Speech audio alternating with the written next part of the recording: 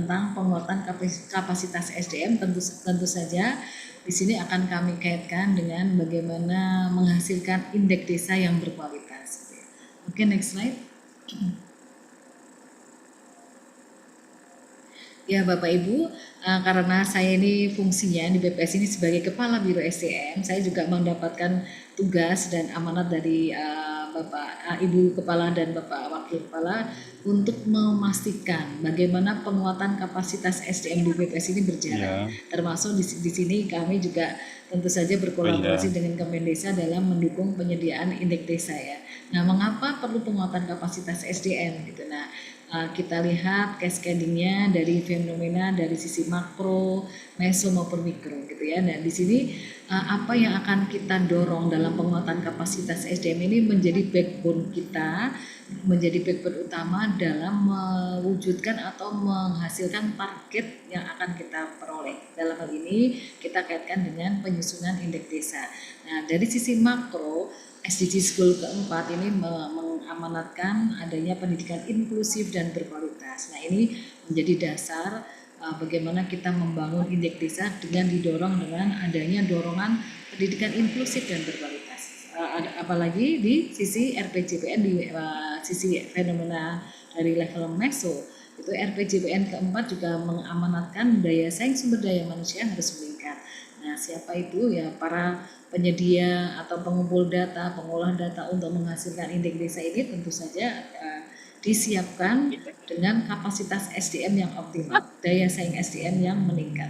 Nah, tentu saja di level mikro banyak program strategis, saya yakin di Kemendesa pun juga ada bagaimana mendorong SDM Kemendesa ini berdaya saing tinggi. Nah, ini juga sejalan dengan arahan dari Bapak Presiden kita dalam Astacita keempat, peningkatan kualitas SDM, maupun juga dalam berbagai kesempatan bagaimana emphasize-nya menciptakan reformasi birokrasi yang efisien dan profesional untuk mewujudkan goal-goal atau program prioritas nasional, diantaranya salah satunya adalah penyusunan indeks desa ini dibangun dengan melalui skema mendorong reformasi birokrasi yang efisien dan profesional. Tentu saja ini senjatanya adalah modal utamanya adalah penguatan kapasitas SDM.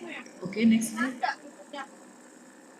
Nah, Bapak Ibu yang kami hormati, kami di Badan Pusat Statistik dalam mewujudkan tujuan strategis BPS dalam berbagai kegiatan di BPS ini, kami setiap tahun tidak hanya melaksanakan ratusan survei, tetapi kami pun juga mengemban amanat sensus untuk menghasilkan sensus ekonomi di waktu yang terdekat ini di 2026 dan sensus penduduk di tahun-tahun yang berakhiran dengan 0 dan sensus pertanian di tahun-tahun yang berakhiran dengan angka 3. Nah, indikator-indikator strategis termasuk indeks desa ini juga menjadi bagian dari kolaboratifnya BPS mendukung terwujudnya program-program strategis. Nah, bagaimana caranya? Kami membangun dengan Human Capital Management Strategi. SDM atau sumber daya yang terlibat dalam penyusunan indikator strategis tersebut kita pastikan berbasis untuk pengembangan kapasitasnya berbasis meritokrasi.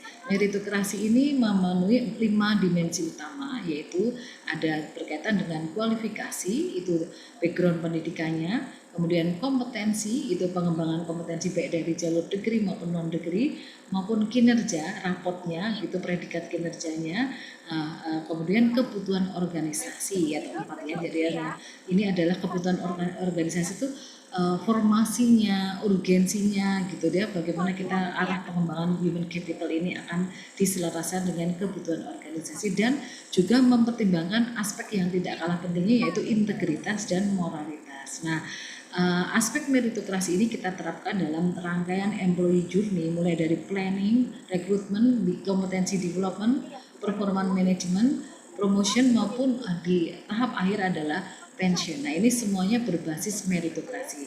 Nah, ini dalam kaitannya misalnya untuk bagaimana menghasilkan indeks desa yang berkualitas, bagaimana mereview, melakukan monef indeks desa sesuai dengan target prioritas Presiden. Nah, ini kita pastikan komponen yang terlibat di dalamnya baik itu dari sisi people, proses maupun tools gitu ya, ini semuanya berbasis meritokrasi, khususnya yang berkaitan dengan people, sumber daya manusianya, apakah yang ditugaskan yang terlibat dalam penyusunan indeks desa ini memenuhi aspek meritokrasi, baik dari sisi kualifikasinya, kompetensinya, kinerjanya, maupun kebutuhan organisasi gitu ya. Jadi kalau di kami biasanya Bapak Ibu untuk melaksanakan beberapa kegiatan strategis, kita lihat kualifikasinya, apakah harus batasannya minimum S1 gitu. Jadi dari sisi kualifikasi untuk pekerjaan-pekerjaan tertentu atau untuk petugas lapangan, apakah harus semuanya minimum S1 atau bisa SMA. Nah, itu berkaitan dengan kualifikasi. Nah, termasuk dengan memastikan indeks desa ini berkualitas, kita juga perlu mempertimbangkan, mereview kembali kualifikasinya, meritokrasi kualifikasinya apakah sudah dilihat untuk mendorong menghasilkan indeks desa yang berkualitas. Kemudian dari sisi kompetensinya, pemenuhan pengembangan kompetensinya, jam terbang pelatihannya, pelatihan teknisnya dari jalur negeri ataupun non negeri sudah terpenuhi atau tidak gitu. Nah, sesuai dengan sudah comply dengan persyaratan dalam pembangunan penyusunan indeks desa atau belum. Kalau belum ada, berarti ada gap di sana sehingga perlu dilakukan intervensi untuk memenuhi meritokrasi dan dilakukan pengembangan kompetensi. Kinerja, predikat kinerjanya tentu saja kita harapkan yang terlibat semuanya ini memiliki predikat kinerja yang berkategori minimum baik. Gitu. Nah, kebutuhan organisasi tentu saja sudah terlihat di sana, baik dari arah strategisnya maupun formasinya gitu ya, tentu saja akan bisa dilihat. Nah, ini semuanya bagian rangkaian dari human capital management strategi yang bisa diterapkan dalam menghasilkan atau mendorong atau mendukung pencapaian berbagai kegiatan strategis yang harus kita penuhi. Oke, next slide. Nah, kalau kita berbicara dengan penguatan kapasitas SDM tentu saja tidak lepas dari aspek kompetensi. Nah, Bapak Ibu, teorinya Daniel Goleman, kompetensi dari unsur knowledge, skill, dan attitude ini, 80% kompetensi soft skill itulah yang akan meleverage pencapaian kinerja individu maupun organisasi dibandingkan dengan kompetensi hard skill yang hanya 20%. Nah, di manakah letaknya kompetensi soft skill? Kalau dikaitkan dengan fenomena iceberg model, kompetensi hard skill itu adalah yang nampak di atas. Itu baik berkaitan dengan knowledge maupun skill itu dalam artian masa kerja, jam terbang gitu ya. Knowledge itu tingkat pendidikannya level apa dan seterusnya. Nah, yang soft skill itulah yang berada di bawah permukaan air laut, itu yang berkaitan dengan social values, self image, trait maupun motif gitu ya. Nah, inilah sesungguhnya justru yang paling meleverage pencapaian target-target kinerja organisasi maupun individu. Kalau kita ingin mentargetkan indeks desa berkualitas, nah pembangunan kapasitas SDM tidak hanya aspek teknis saja, tetapi juga perlu pembangunan karakter yang didrive dari kompetensi soft skill yang justru berada di bawah permukaan air laut ini. Banyak teknik untuk penguatan karakter gitu ya, nanti mungkin bisa di kesempatan lain bisa kami sampaikan gitu ya. Tapi intinya kita di dalam mendorong pencapaian indikator strategis tidak hanya berfokus pada membahas saja aspek teknis, metodologi, teknis, tetapi justru pembangunan karakter itu jauh lebih penting, artinya memegang porsi yang besar sesuai dengan berbagai teori yang ada, itu yang memegang porsi yang besar, justru lebih besar dalam pencapaian tujuan strategis atau kegiatan strategis organisasi. Oke, next slide.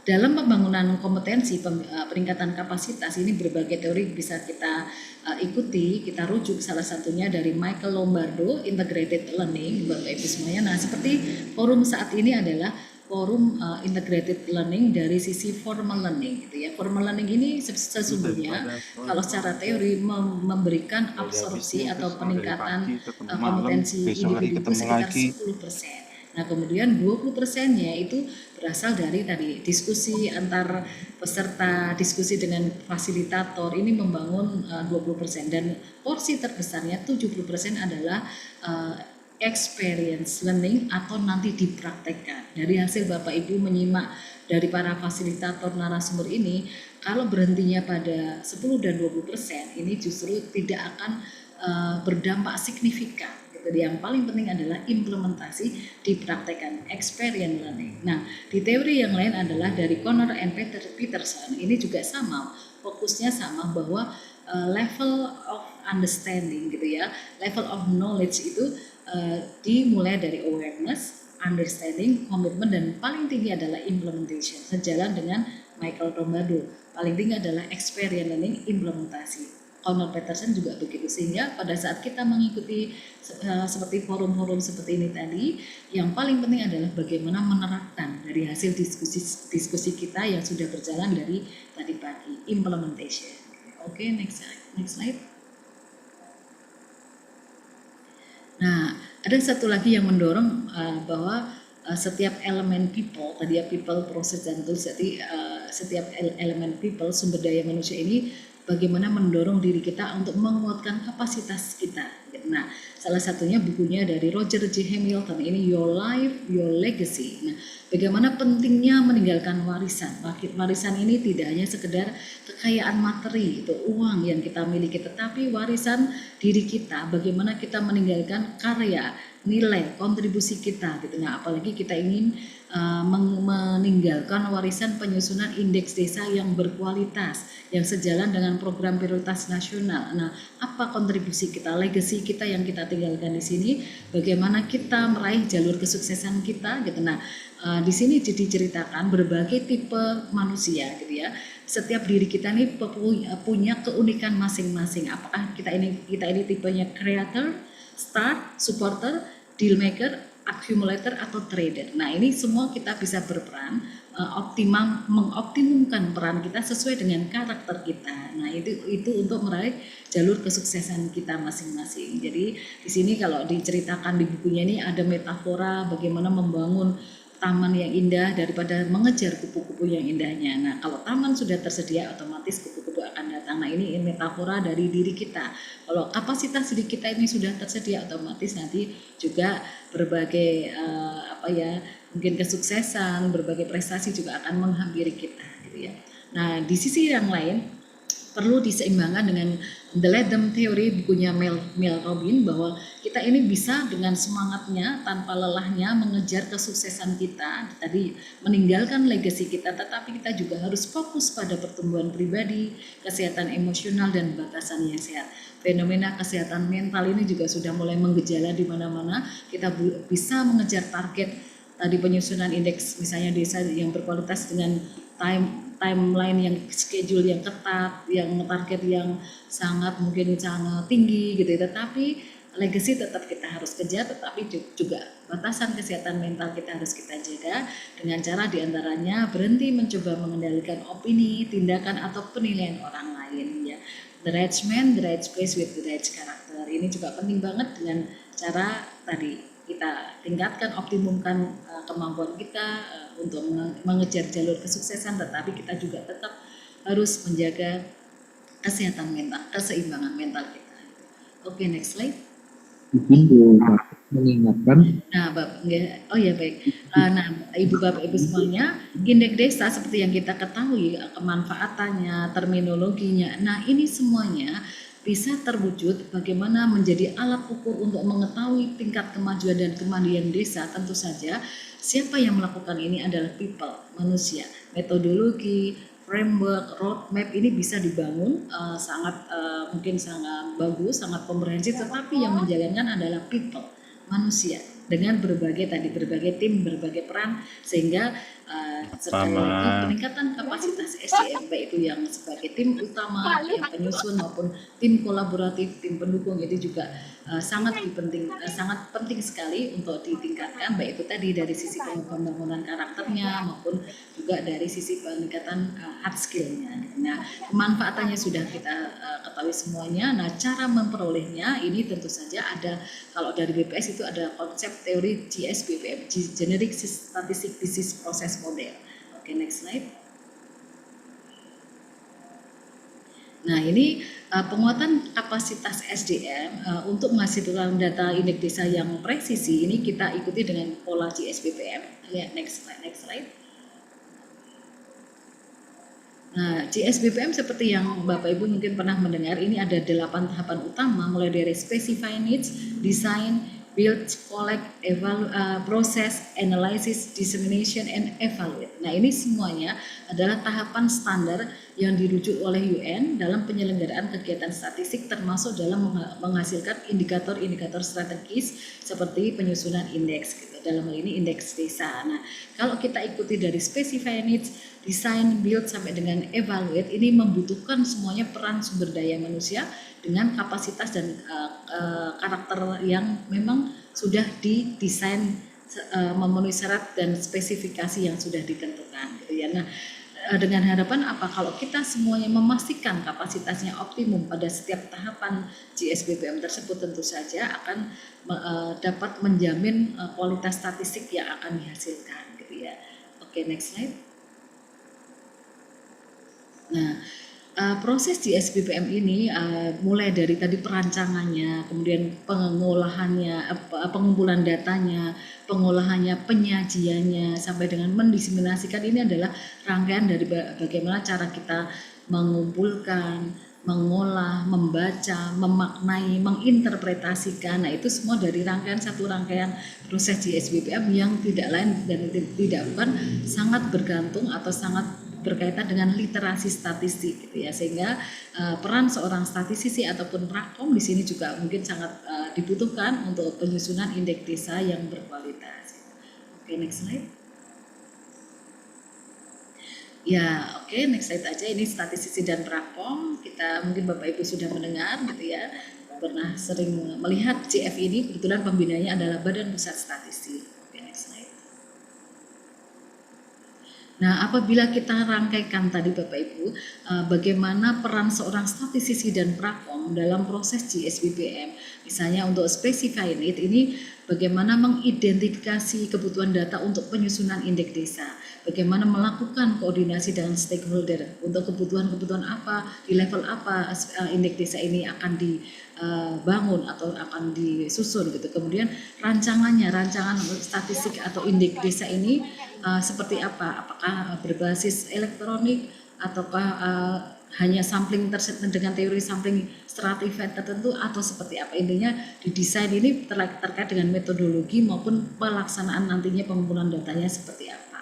Kemudian build pembangunannya tadi, instrumen yang dilakukan dalam penyusunan indeks desa ini menggunakan apa? Apakah data administrasi atau data survei atau data big data? Kemudian ini akan berkaitan dengan fase kolek pengumpulan datanya, melibatkan siapa, petugas yang internal dari Kemendesa atau berkolaborasi. Nah, kemudian siapa yang melakukan pengerekaman datanya gitu dan seterusnya. Ini semuanya kami sajikan. Ini peran seorang JF statistisi dan prakom dalam konteks GSBPM dalam kaitannya bagaimana menyusun indeks desa yang berkualitas gitu. Oke, next slide. Ya, untuk diketahui Bapak Ibu, total komunitas pejabat fungsional statistisi dan prakom seluruh Indonesia, ini Pranata Komter sudah terdapat 37.439, statistisi dan asisten statistik 12.755. Nah, mungkin diantaranya di Kemendesa juga sudah banyak pejabat fungsional statistisi dan prakom. Oke, next slide. Ya, itu saja yang bisa kami sampaikan Bapak Ibu. Pada prinsipnya kami dari Badan Pusat Statistik sebagai instansi pembina JF Statistik dan Prakom